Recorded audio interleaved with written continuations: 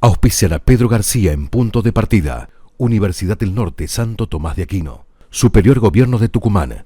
Caja Popular de Ahorros. EDET Sociedad Anónima. Municipalidad de San Miguel de Tucumán. Personal. ¿Cuándo va a bajar el gasto público? ¿Y por qué tiene que bajar el gasto público? Porque la Argentina vive gastando más de lo que ingresa sistemáticamente y evidentemente nunca alcanzan los ingresos para cubrir el déficit. Entonces, en algún momento hay que ajustar el déficit.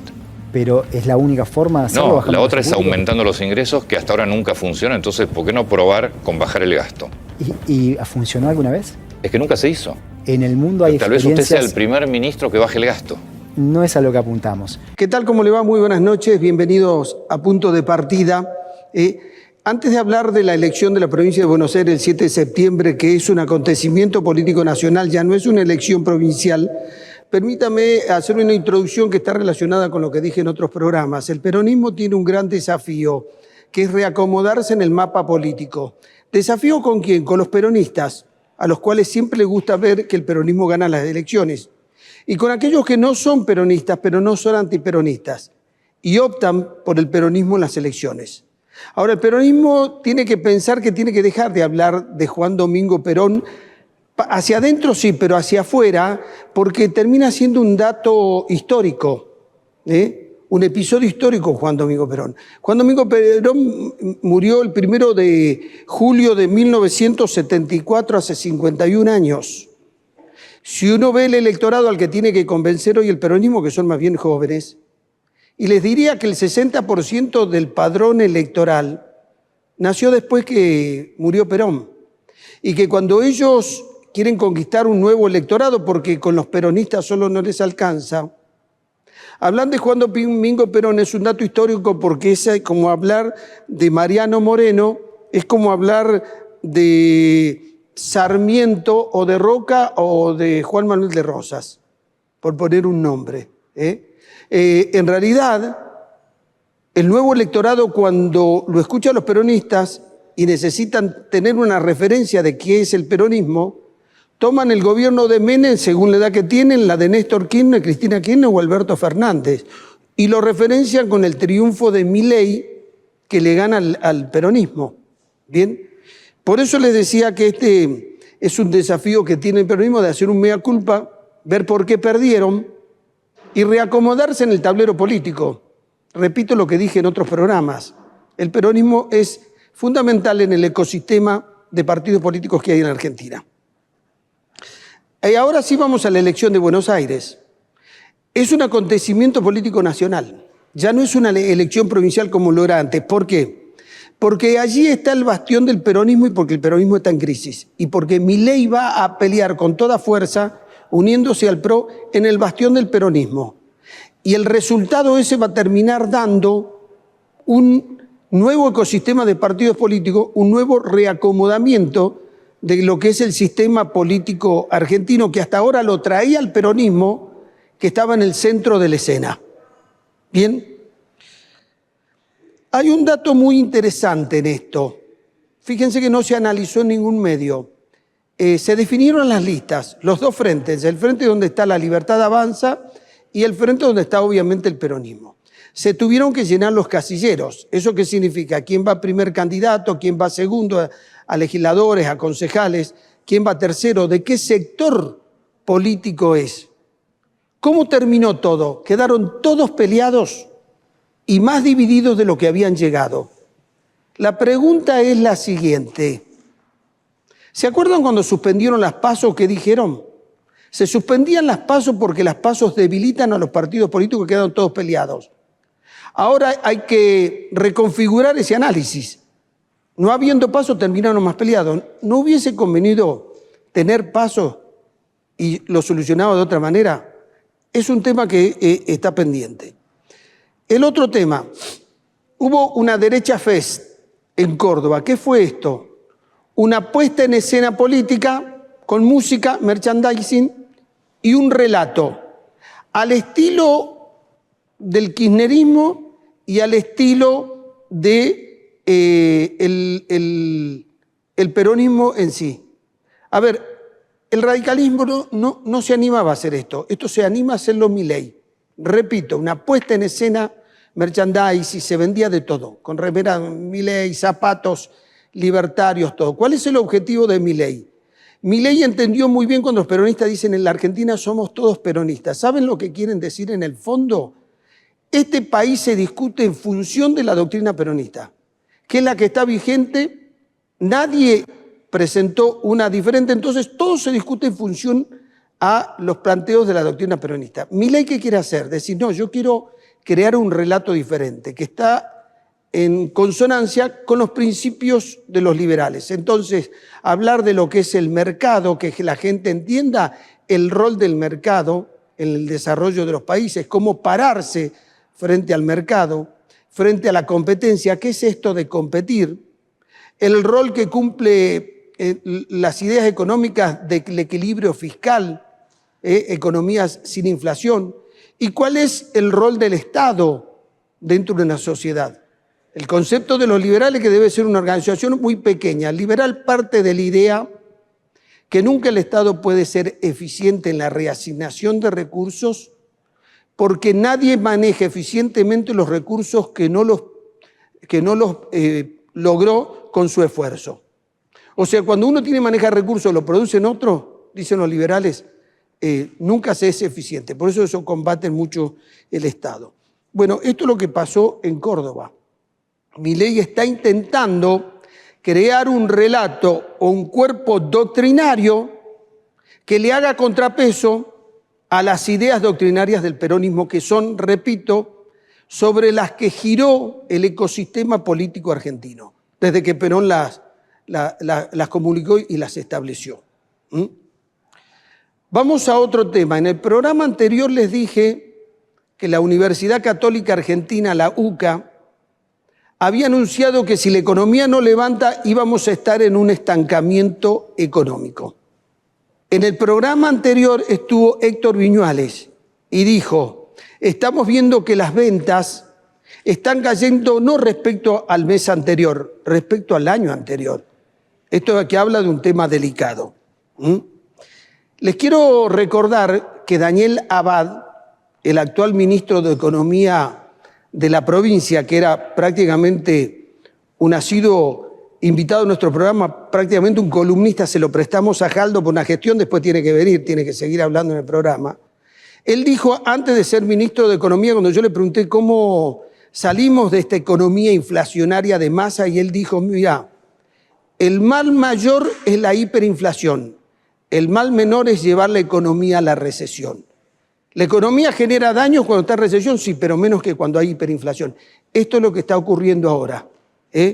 Entonces, lo que tiene que hacer el gobierno es decir, miren, lo salvé de la hiperinflación de Massa.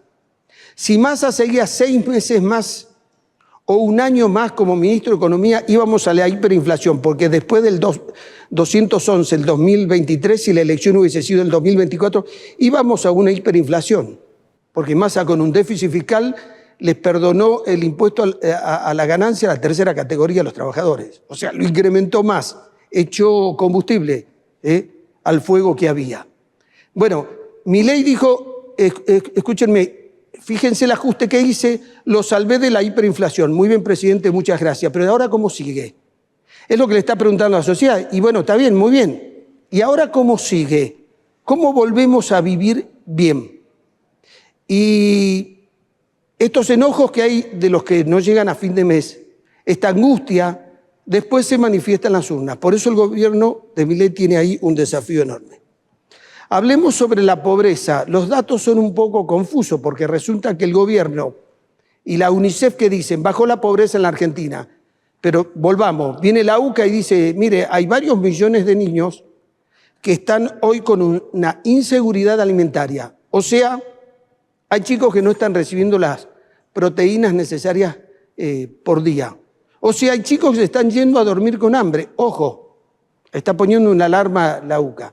Bueno, está la pobreza material y la pobreza de otro tipo, pobreza de vivienda, de salud, de saneamiento. Vamos a hablar sobre ese tema hoy con Julio Picabea. Sobre el tema del peronismo vamos a estar hablando con Antonio Pachi Israel para que él nos diga, a ver, ¿qué mea culpa debe hacer el peronismo y cómo se debe reacomodar para los peronistas y para los que no son peronistas, pero lo votan al peronismo, cómo se debe reacomodar en el ecosistema político.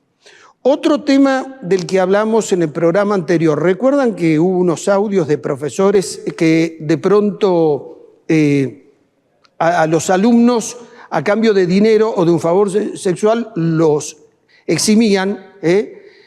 Ahora salió en Buenos Aires una polémica porque resulta que un examen para residentes sacaron más notas los extranjeros que los alumnos de nuestro país, siendo que los alumnos de nuestro país, muchos de ellos tenían notas muy altas, superiores a 9, eran los mejores alumnos. Entonces comenzaron a ver qué había ocurrido y surgió la versión que parece que los extranjeros habían comprado el examen, lo sabían con anticipación, entonces por eso pudieron sacar buenas notas. Y después surgieron algunos WhatsApp donde dan cuenta de que hubo mucho movimiento y compra de dólares los días anteriores. Bueno, entonces se dan cuenta de lo que está ocurriendo en algunas universidades.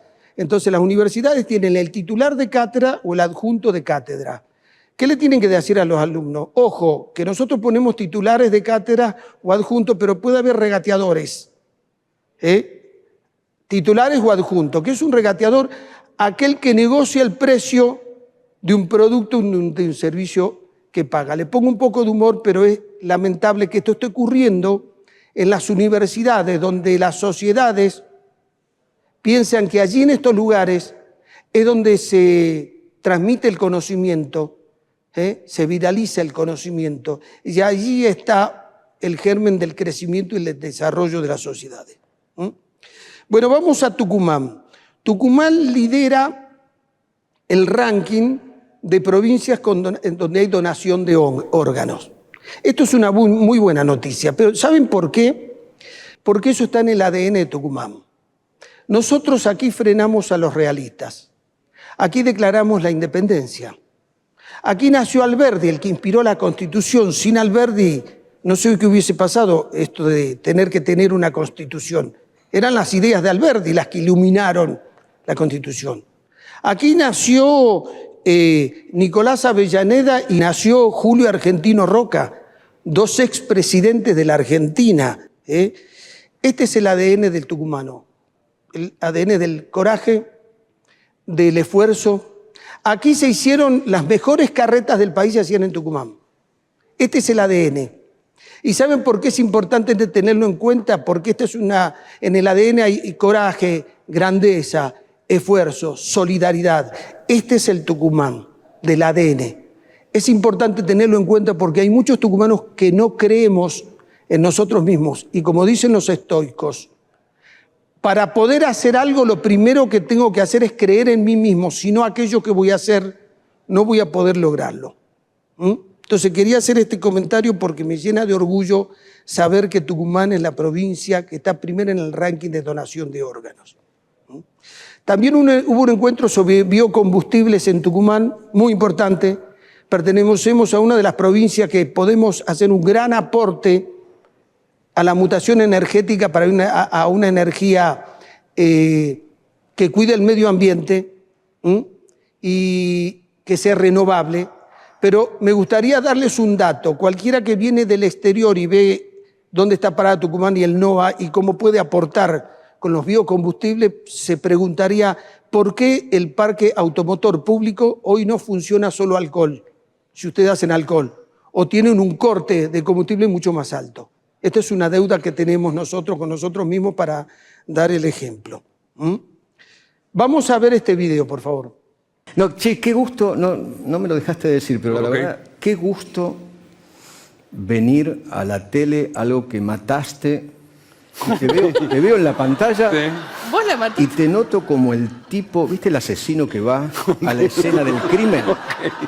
¿No? Es impresionante. No, está muy bien, está muy bien. Además, lindo velorio. Bueno, quería poner este video porque en realidad ustedes saben que siempre en la sociedad están aquellos que se piensan como los grandes gurúes que le dicen a la sociedad a dónde van. Y uno de ellos fue Mario Pergolini, donde dijo en muchos medios en alguna oportunidad, la televisión murió. Ya nadie mira la televisión. La televisión ha muerto. Con esto agravió a todos los que estaban en la televisión, le generó un golpe económico a la televisión, vendió menos pauta, porque hay gente que se ocupó de repetir lo que dijo Pergolini. Y resulta que Pergolini ahora volvió a la televisión, por eso Feynman se lo cobró. Les quiero contar algo, cuando se creó la radio, hubo gurú que dijeron desaparece el diario. Cuando se creó la televisión, hubo gurú que decían desaparece la radio y desaparece el diario. Nada de esto ocurrió. Todo se reconvierte. Ojo con estos gurús que se autoinventan a sí mismos y andar repitiendo lo que ellos dicen. Lo que ocurrió en la realidad es que se multiplicaron los micrófonos, se multiplicaron las pantallas, se multiplicaron los comunicadores. Y esto dicen que le dio mayor pluralismo a la democracia. Ahora, no sé si incrementamos la cantidad de verdad que conocemos, porque ejercer la comunicación, el periodismo, requiere de ser muy rigurosos, de hacer permanentemente un acto racional y analítico que lleva mucho tiempo y requiere de mucho conocimiento y mucha experiencia. Bien, quería hacer este comentario. Bueno, y también, ¿qué va a pasar hoy en el programa? Álvaro Auranes se va a referir a un hecho histórico, se cumplió un nuevo aniversario, que está relacionado con la corrupción en la democracia. Y como siempre hay alguien que está dispuesto a denunciar la corrupción, y ese que denuncia a veces es un incomprendido de la sociedad y recibe menos apoyo del que tendría que recibir de la sociedad, porque la sociedad se beneficia cuando hay gente que denuncia la corrupción. Pues esto generó un asesinato en el Senado de la Nación, donde murió un senador Bordaberry, pero el sicario que iba a matarlo, porque acá hubo un asesinato por interpósita persona, lo iba a matar a Lisandro de la Torre, que era un socialista, que tenía muchas ideas que después las implementó Perón. Lisandro de la Torre tenía ideas, Perón las implementó muchas veces que coincidió. Bueno, iban para él. Después, Lisandro de la Torre, después del asesinato que ocurrió en 1935, renunció al Senado y a los 2 años se suicidó. Bueno, un episodio que tiene estos elementos: corrupción en la democracia, gente que denuncia, las represalias al que denuncia, y cómo estos hechos nos acompañaron a lo largo de nuestra historia. Les propongo unos auspicios y después escuchamos a nuestros invitados. Es un punto de partida.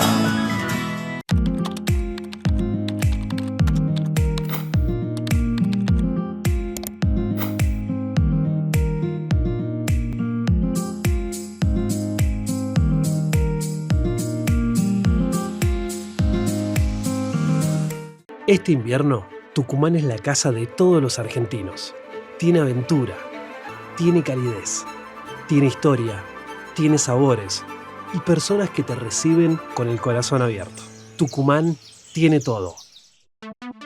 Esta semana y bajo la modalidad Seguro Sale se sortean 257 millones. Sí, alguien se lo lleva sí o sí, 257 millones con Tuki 10. Además, un seguro sale de más de 12 millones de pesos. Es una locura, te lo vas a perder. Tuki 10, un juego, un montón de chances de ganar. Tuki 10. La gente venía pidiendo este acceso de la Ruta 38, donde realmente transita todos los camiones pesados llevando la caña para la molienda del ingenio. Nosotros hemos iluminado la Ruta 38, semejante obra con esta infraestructura importante para la localidad. Después de muchos años, ver el progreso concretado en obra. Han posibilitado que esta calle ya se esté ejecutando y si Dios quiere en 50 días se la va a estar entregando.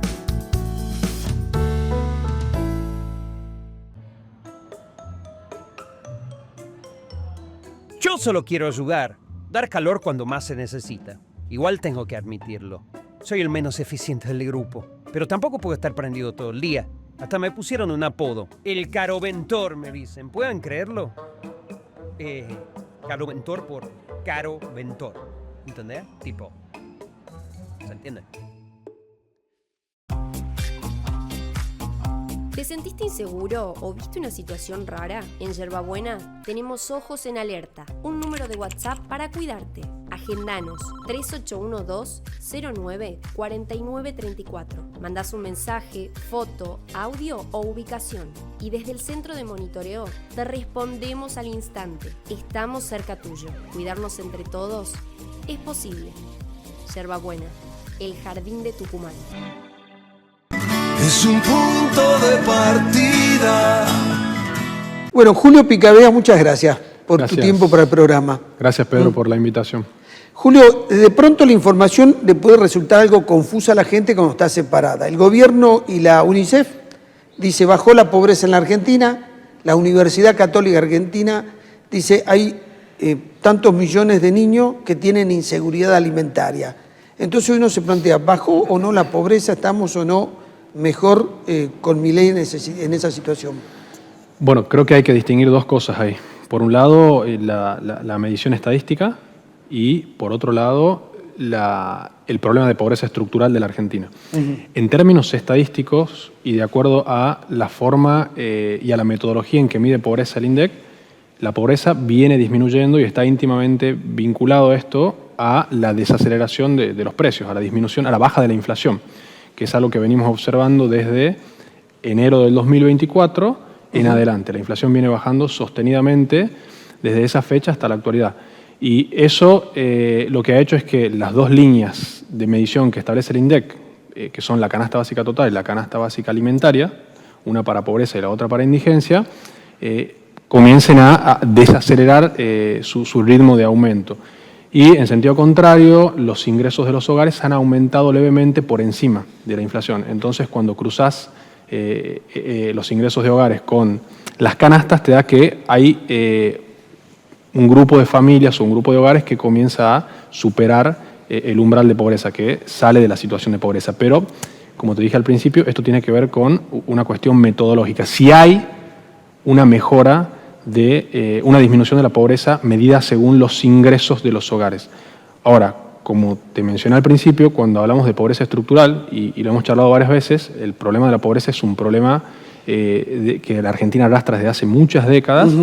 Bueno, ahí la cuestión ya se vuelve un poco más compleja porque Argentina tiene un 30% de su población, un 30% del tejido social de la Argentina vive en situación de pobreza y padece múltiples carencias que tienen que ver con déficit en el acceso a la educación, a los servicios básicos, a la infraestructura, al hábitat y otras cuestiones que hacen a un problema de pobreza estructural y que va a llevar mucho tiempo poder solucionar y que depende de, y como digo siempre, ahí es central la política pública y el Estado. Por eso siempre hablo yo de la idea de un gran plan Marshall criollo para el abordaje de la pobreza estructural. Bien, lo que vos decís entonces está, que lo hemos conversado en varias oportunidades, la pobreza por ingresos ya mejoró, te dan bien las estadísticas, pero en la pobreza estructural la situación no cambió. ¿Cuánto es el núcleo de pobreza estructural de la Argentina en las últimas décadas?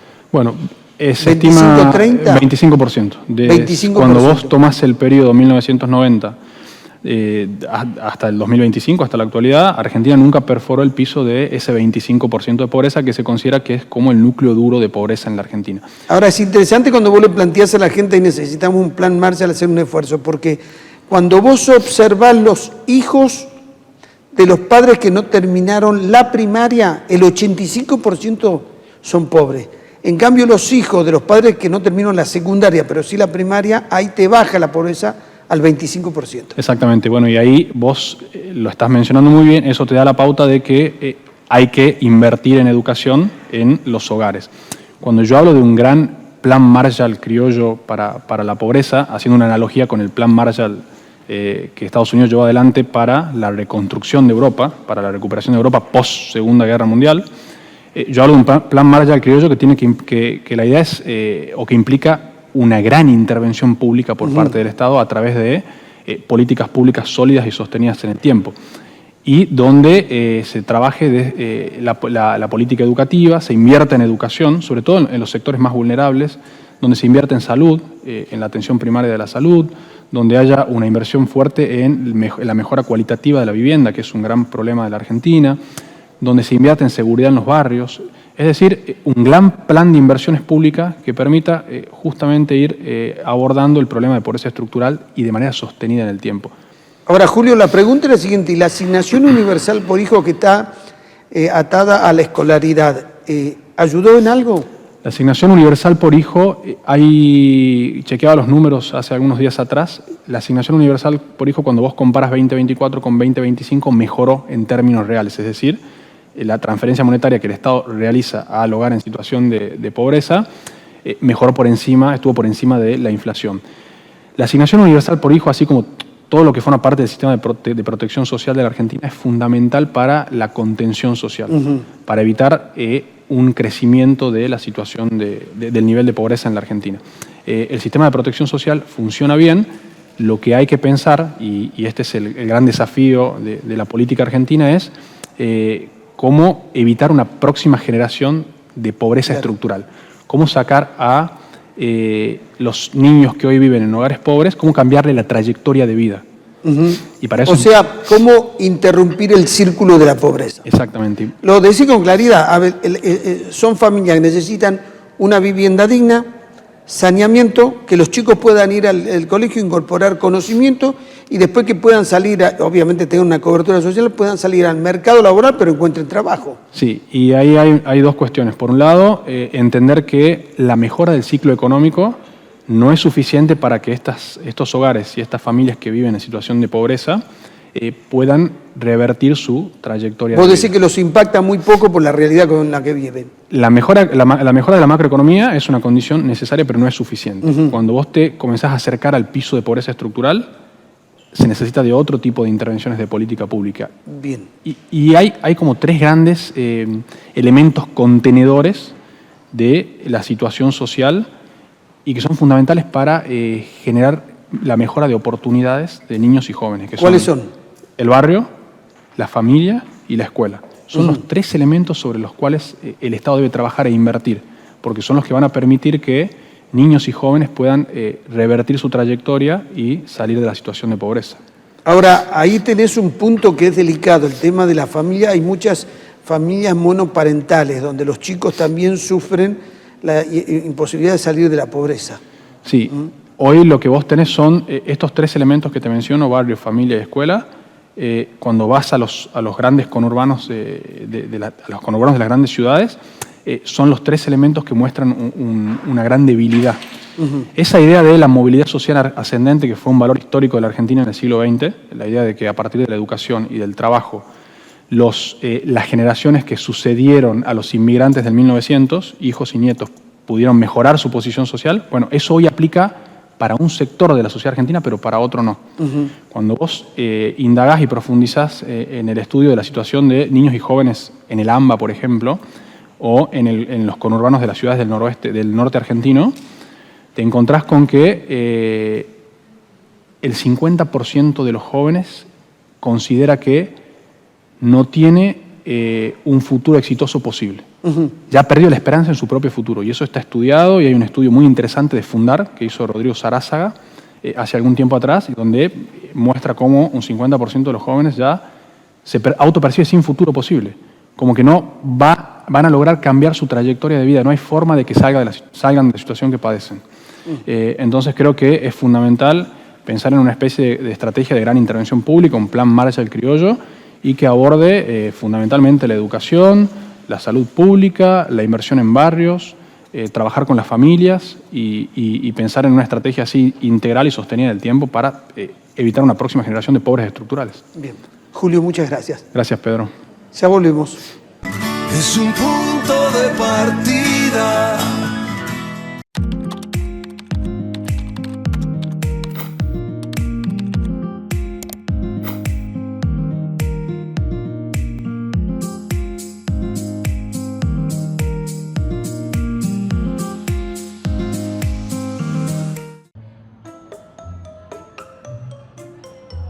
Me caliento rápido, sí. ¿Y qué? Justamente por eso me eligen. Pero sostener este nivel no es fácil. Por eso necesito tanta energía. Si me usaran únicamente cuando hago falta, ahí rindo mejor. Pero cómo me hacen calentar, loco, ¿eh? Y yo termotanque, ¿qué mirá? ¿Eh? Bueno, ¿qué hacemos hoy? Yo con este frío no salgo. Está nevando. Amigo, acá no nieva en invierno. Mira el sol que hay afuera. Bueno, ya estoy yo.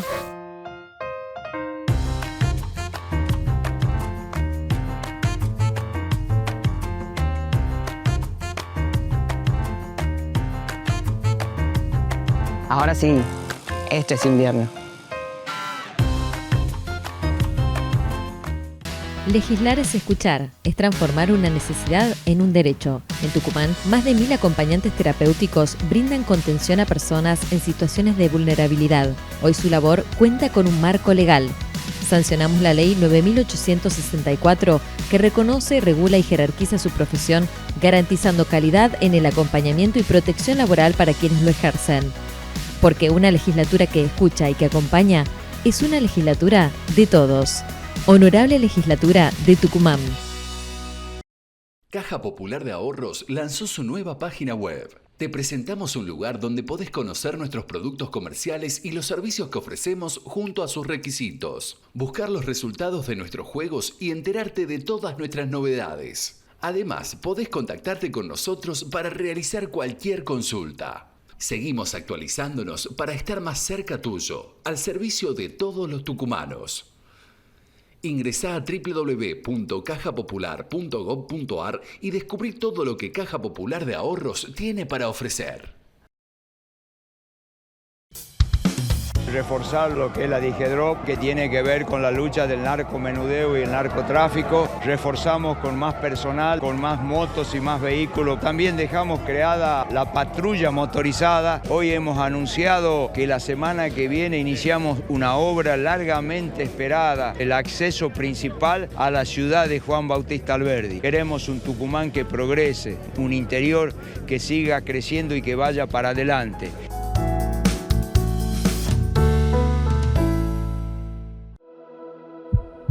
Una vez, aquí comenzó a latir la patria. Y desde entonces, este corazón nunca dejó de latir. Se expandió, se conectó y se hizo pueblo. Aquí, en esta tierra cálida, empezó todo. Aquí gritamos por primera vez: ¡Viva la patria! ¡Viva! San Miguel de Tucumán, donde nació la independencia, donde la patria sigue latiendo. Es un punto de partida. Antonio Pachi Raed, muchas gracias por tu visita al programa. Al contrario, gracias por la invitación. Para mí es un honor estar con vos, Pedro querido. Para mí también. Estuviste escuchando el editorial. Sí. A los peronistas que les gusta ganar, le tenés que explicar en qué proceso está el peronismo después de la derrota, y aquellos que no son peronistas se sienten libres pensados, pero que optan por el peronismo cuando tienen un buen candidato, también están mirando cómo va a asumir el peronismo este desafío que tiene de reacomodarse en el mapa político. Bueno, a ver, el peronismo genuino, el peronismo auténtico, aquel peronismo que decidió, digamos, de una manera muy férrea comenzar con la industrialización de nuestro país, fue aquel peronismo precisamente de la justicia social, aquel peronismo de los derechos, no solo laborales, sino también derechos civiles, el tema de la incorporación del sufragio femenino, etc. Ese peronismo enamoraba por sus acciones y, de paso, digamos, la gente podía, en cierta forma, palpar en la cotidianeidad de sus vidas lo que era realmente la doctrina justicialista. Doctrina de la justicia social que fue finalmente receptada por la Constitución del 94, porque así como la Constitución del 49 era una constitución de vanguardia a nivel mundial, con toda una serie de institutos que después irrumpieron en lo que es el ámbito de la legislación argentina, bueno, esa sabemos nosotros, ¿no es cierto?, que la Revolución del 55 dejó sin efecto aquella Constitución del 49 y la Constitución del 94 le da jerarquía constitucional precisamente a la justicia social que el presidente actual directamente la niega, ¿no es cierto?, y la rotula como una gran estafa. Ahora, ¿qué pasa? ¿Qué pasa con ese peronismo? El peronismo hace muchísimo tiempo que dejó de enamorar. Lamentablemente el peronismo dejó de enamorar. Al peronismo se lo dejó de militar hace ya muchísimos años.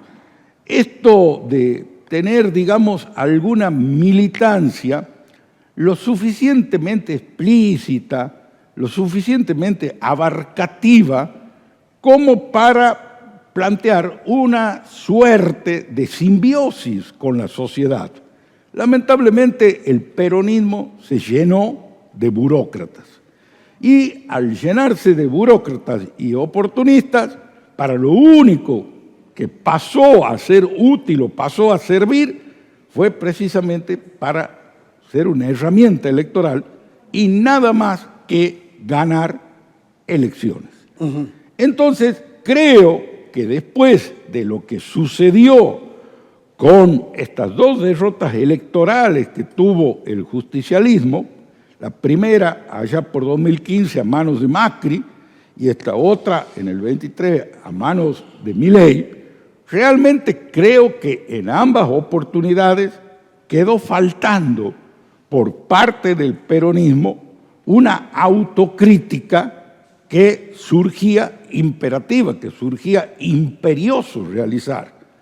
Porque no puede, digamos, un estado de situación como el que nos llevó a las derrotas que refiero y de pronto a manos de propuestas que, en definitiva, fueron meramente marketineras, porque de pronto, si se proclamaba el cambio, si se proclamaba, en definitiva, un quiebre en lo que podría ser la gestión de los recursos públicos, etcétera, bueno, nada de eso se vio, porque, a ver, ni con Macri y menos ahora con este señor que dice que él va a aplicar la motosierra, que va a ser austero, que esto y que lo otro, y en definitiva la única austeridad es precisamente para los más débiles, para aquellos que en definitiva no tienen, digamos, la igualdad de oportunidades que debe imperar, digamos, en una sociedad y que con un gobierno como el presente nunca, nunca más podrán llegar a aspirar a una movilidad social ascendente. El peronismo tampoco garantizó eso en los últimos gobiernos.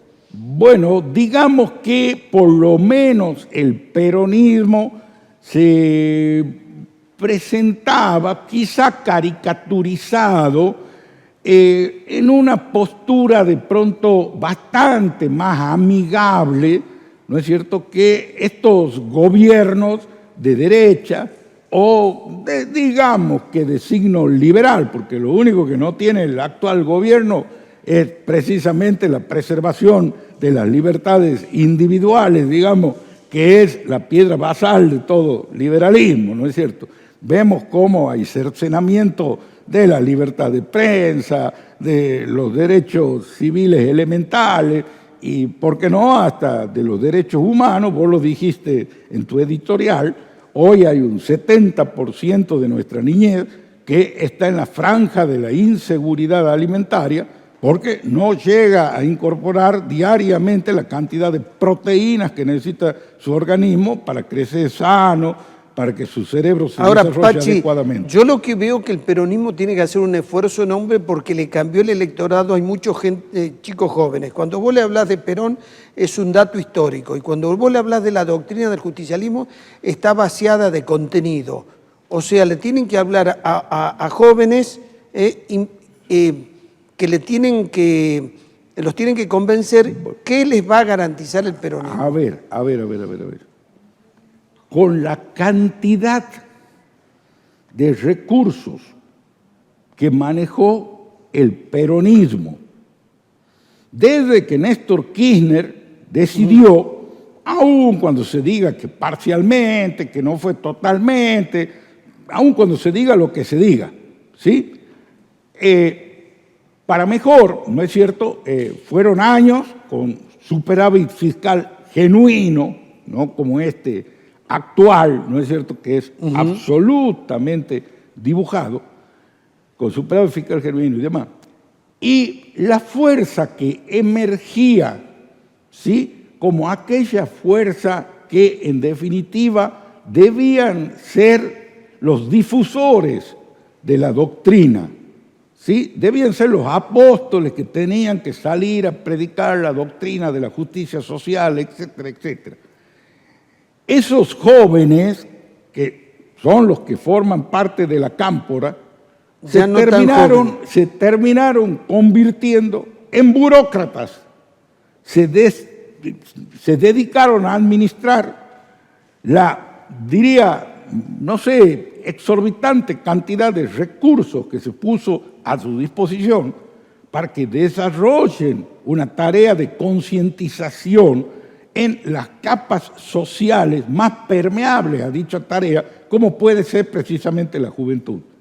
Resulta que no salieron a predicar absolutamente nada, no enamoraron a nadie y hoy nadie habla de la doctrina justicialista. Sí hay una lideraza que enamora precisamente, ¿por qué? Porque tiene algún tipo de nota de rebeldía, algún tipo de nota de disrupción, porque dialécticamente realmente es impecable, ¿no es cierto? Y hay muchísima gente que ha recibido de su parte algún tipo de cobijo, algún tipo de respuesta desde el Estado, y por eso hoy precisamente la idolatran, que es Cristina Fernández de Kirchner. Pero el peronismo hacia adelante...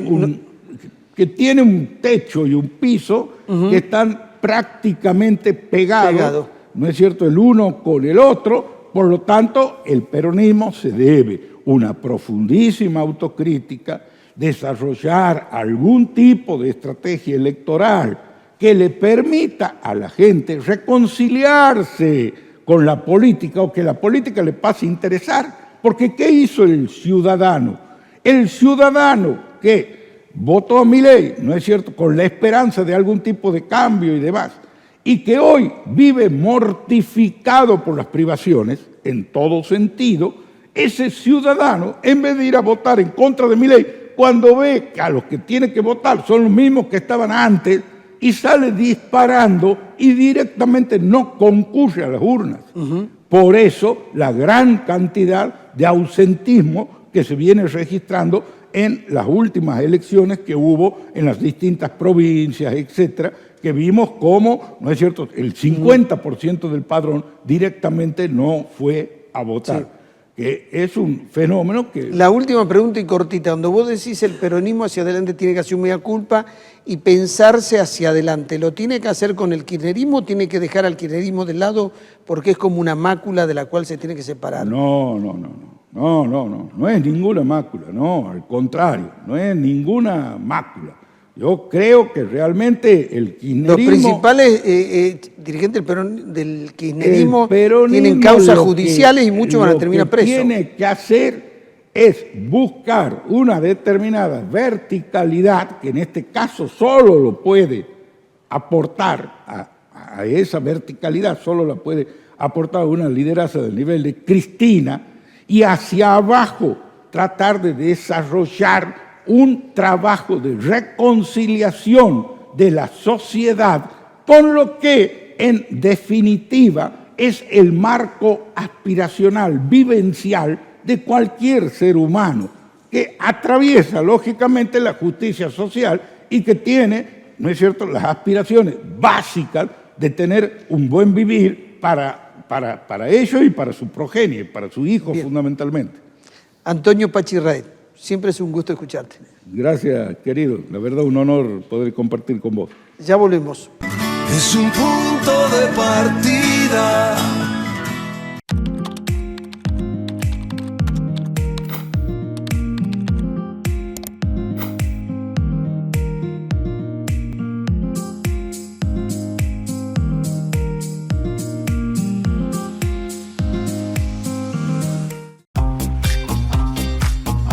¿Te sentiste inseguro o viste una situación rara? En Yerbabuena tenemos Ojos en Alerta, un número de WhatsApp para cuidarte. Agendanos 3812-09-4934. Mandás un mensaje, foto, audio o ubicación. Y desde el centro de monitoreo te respondemos al instante. Estamos cerca tuyo. Cuidarnos entre todos es posible. Yerbabuena, el jardín de Tucumán.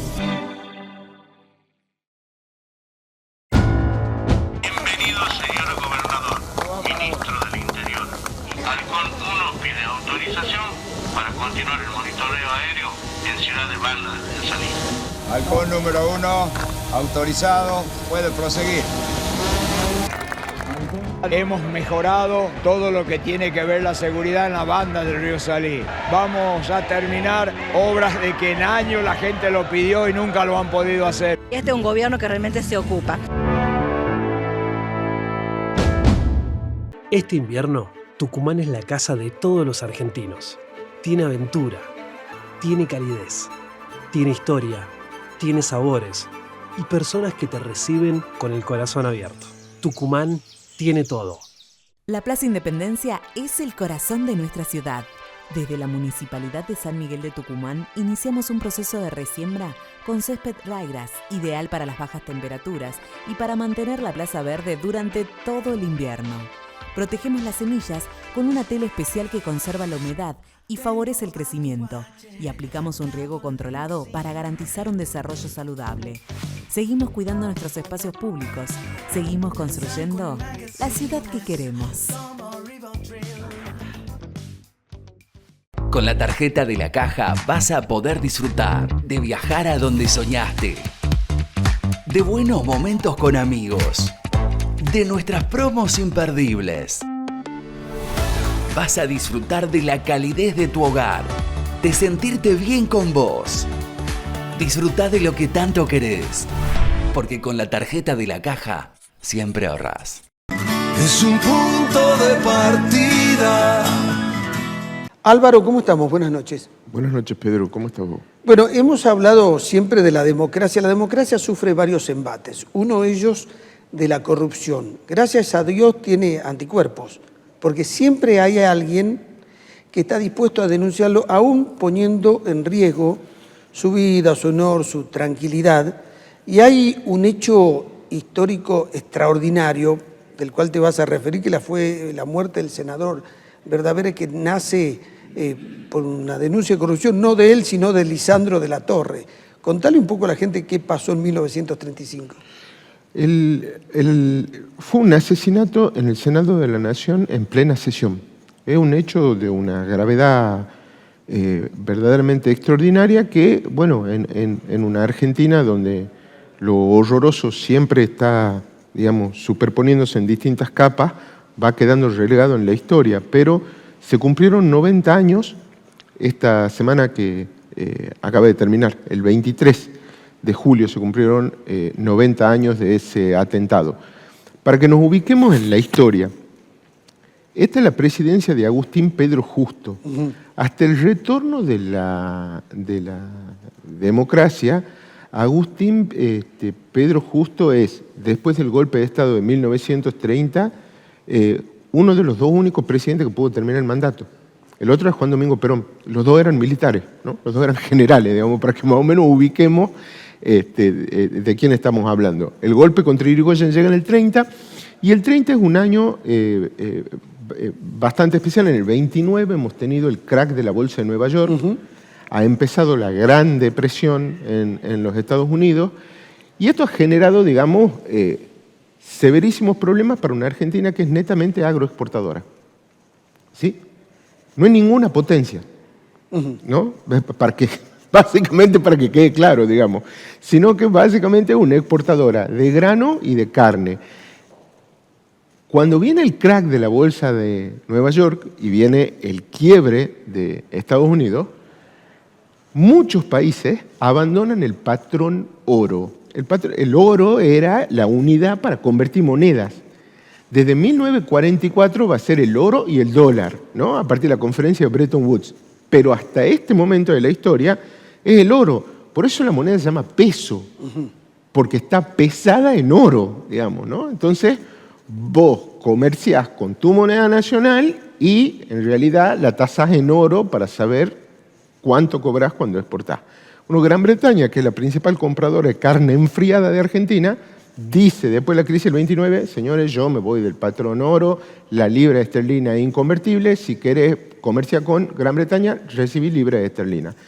Y nosotros vamos a salir de ahí a partir de un acuerdo que firma el vicepresidente de los argentinos, Julio Argentino Roca Hijo, con Walter Runciman, ¿no? Que es el representante por el Reino Unido de la Gran Bretaña, y se reanuda el comercio de carnes a partir de este acuerdo con Gran Bretaña.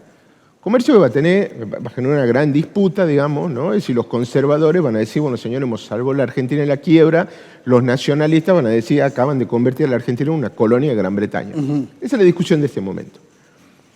Cuando nosotros llegamos al 35, Lisandro de la Torre, que es senador por el Partido Socialista, santafesino él, denuncia que los frigoríficos, ¿sí?, el 85% de los frigoríficos eran o ingleses o estadounidenses, era el pool de frigoríficos anglo-norteamericanos.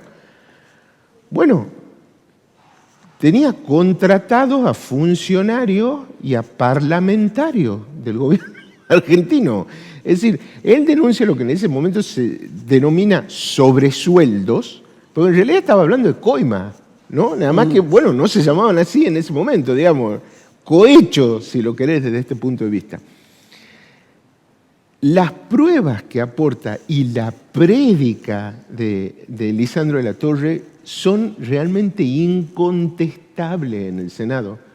Al gobierno le toma semanas preparar una respuesta contra Lisandro de la Torre, pero Lisandro de la Torre, sesión tras sesión, demuele las excusas que está presentando el gobierno de Justo, y entonces ahí ocurre algo que es realmente uno de los capítulos más nefastos de nuestra historia institucional. Entra un sicario al recinto del Senado de la Nación cuando Lisandro de la Torre está dando su discurso. Lisandro de la Torre está hablando y entonces está entre mirarlo al presidente, porque los senadores le hablan al presidente en el recinto, y mirar básicamente su escrito con la hoja de ruta de su exposición. Y el sicario lo apunta, ¿no? No lo ve Lisandro de la Torre porque él está compenetrado en su discurso, pero sí lo ve un colega de bancada, que es Enzo Bordavere, y cuando Bordavere ve que lo apuntan, se interpone entre Lisandro de la Torre y el sicario. Disparan efectivamente y lo matan a Enzo Bordavere. Un asesinato por encargo perpetrado por un sicario en el Senado de la Nación en plena sesión. Fue un escándalo, se conoce como el escándalo de las carnes, ¿no? Este episodio, y el atentado contra de la Torre, que se lleva la vida de Enzo Bordavere, va a ser una mancha de la que nunca va a lograr levantarse el gobierno de Agustín Pedro Justo, que termina su gobierno en el 38, ¿no? Termina su gobierno 2 años y medio después de este incidente, y fraude mediante lo cede a la fórmula Ortiz-Castillo, ¿no? Es realmente abominable. Y digamos, porque si no parece que la corrupción es un hecho reciente. Yo a veces reniego de esas ideas de que todo tiempo pasado fue mejor, ¿no? Ocurrió esto en pleno Senado de la Nación. Bueno, y lo que sí me parece también importante, este derecho que queríamos recordar, es tenerle en cuenta este proceso de la historia y su contexto, el quiebre de Estados Unidos en el 29, el aislacionismo económico que genera el abandono del patrón oro por, en primer lugar, el mundo no era este mundo integrado de ahora. A partir del 17 tenés Revolución Rusa y tenés un mundo que ha virado básicamente hacia el comunismo, ¿no? Del mundo que queda el lo capitalista realmente es un terremoto, y ahí arranca el proyecto de industrializar la Argentina para sustituir importaciones. Lo digo porque se llama ISI, ese proyecto, Industrialización para Sustitución de Importación, y de un tiempo a esta parte, determinados sectores del liberalismo argentino, ¿no?, que tienen crítica rápida y poca lectura de la historia, cuestionan el proyecto ISI, la industrialización por sustitución de importación, diciendo que es una barbaridad, porque la Argentina nunca debió de haber dejado de competir y no tendría que haber generado industria y protegerla, porque si la Argentina no sabe producir autos baratos, debería de dejar de producir autos, importarlos directamente y ya está. La industrialización de la Argentina en este momento de la historia, en primer lugar, no es una opción querida. La Argentina es agroganadera. El pacto Roca-Runciman te lo está denunciando. Claro. Pero el mundo se ha cerrado.